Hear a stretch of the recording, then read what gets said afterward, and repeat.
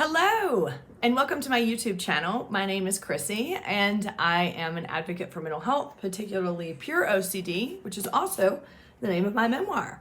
I'm a certified peer support specialist here in the state of Colorado, working to support people worldwide and to help find therapists that can help you if you're struggling with OCD.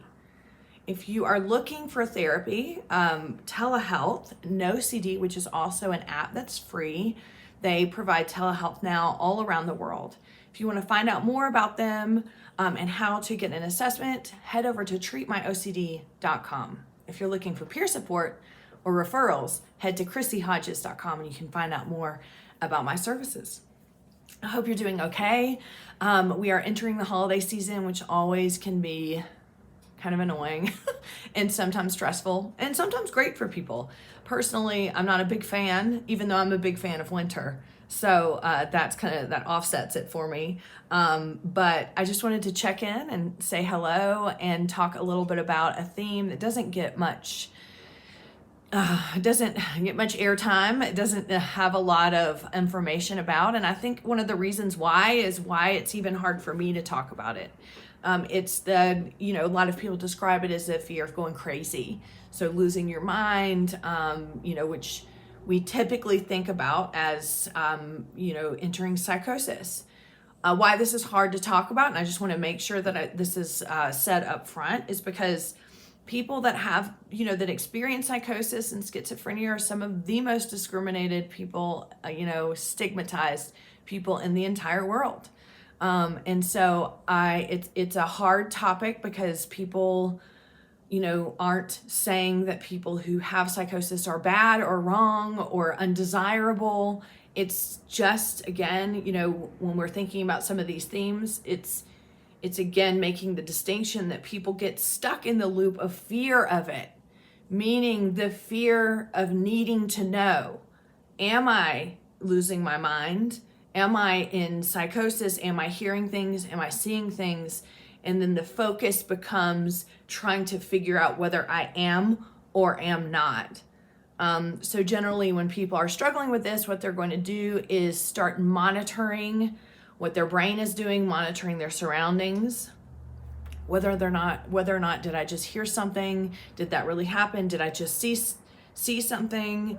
And then you might read, articles about people who have experienced this or what it feels like for the onset, and that can really set up your OCD to start having you experience or perceived experience of things that you start to try to put together as I think now I may be struggling with psychosis, or I may be having not even just that, just losing my mind, losing my ability to make decisions. What if I lose touch with reality and I do something and I don't know? So the important thing to see in this is that it can get really intertwined and wrapped up in other themes as well. So a lot of times, which I just want to say straight away, is a myth and a misconception about people who have psychosis and schizophrenia that they're dangerous and they can't be trusted. That is a myth. Right? So, but unfortunately, we have the stupid media and movies that portray, the crazy person with psychosis snaps and then, does something horrible and they can't remember. And so what happens is we're being told that is how it is, which it's not. But then the obsession can become, well, what if I lose touch with reality? I do something I don't want to do, and I hurt someone, or I do something and I can't remember, or I find out later, or I come back into reality and it's ruined my life. So as you can see, this can be extremely debilitating, and mainly, and it's funny, and having a conversation with someone recently, the reason why this can feel really scary, and a lot of the themes that feel like this, like mental health, for me, it's emetophobia, the fear of vomiting. People always think, I would rather have another theme. It would be so much easier. But the reason why when you have these kind of themes that it would feel like it's easier is because this is something that you're scared is going to happen to you, right? So there's no control over it. So if you had actual just harm OCD, and I'm not comparing themes at all, that one is different, but this is kind of the inner workings of it.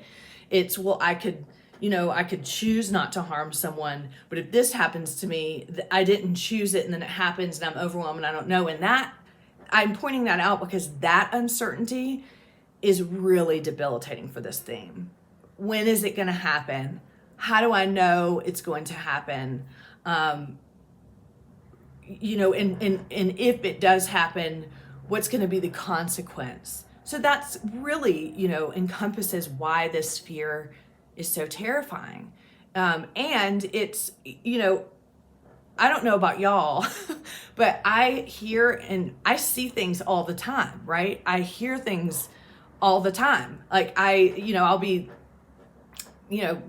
classic thing is I'll just be sitting in here and I have these little squigglies in my eye, and I'll just look over this way and all of a sudden there's a squiggly and I'm like, I just saw someone walk through the house. And then of course I go look and my brain is like, you saw something. That means this must be happening. And now you're losing touch with the reality and blah, blah, blah. And this happens to me all the time. And so I have struggled with this at times. But I do kind of the same with that as I do with everything else right now.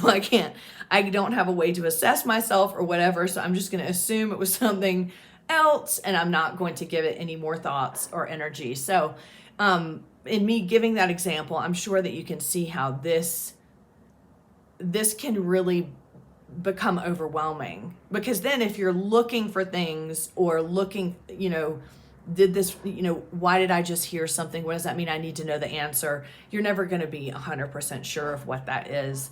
So yeah. And then of course we read things, we hear stories, you may have the urgency to want to go and read stories about what the onset felt like. I mean, that's compulsive.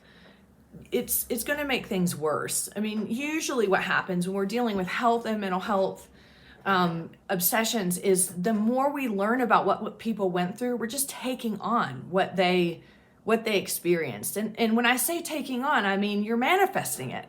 The same way when you have sexual intrusive thoughts, your groin starts moving every time you see the object of your intrusive thought. When you have these obsessions, anything that you hear about what someone's onset is going to become, it's all of a sudden going to be fused. And you're going to start hearing these specific things. You're going to start thinking these. You're going to start having magical thinking and correlations and things like that are just, moving you towards or proving that this could be a possibility. So, my suggestion is, as much as you want to read or find out what it is like to compare with your experience to show you that you don't have it, it's going to backfire. Another thing is drugs. Drugs in this theme. A lot of people with OCD, I can't speak for everybody. I certainly can speak for myself. But a lot of people don't do well on mind altering drugs. And a lot of it, I don't know why. I wish there was a study or something. For me, it's the loss of control. And it's also the needing everything to kind of neutralize back. So anytime I've ever been on any drugs, even weed, I'm constantly Googling, I'll look the next day and it's like, when does weed wear off?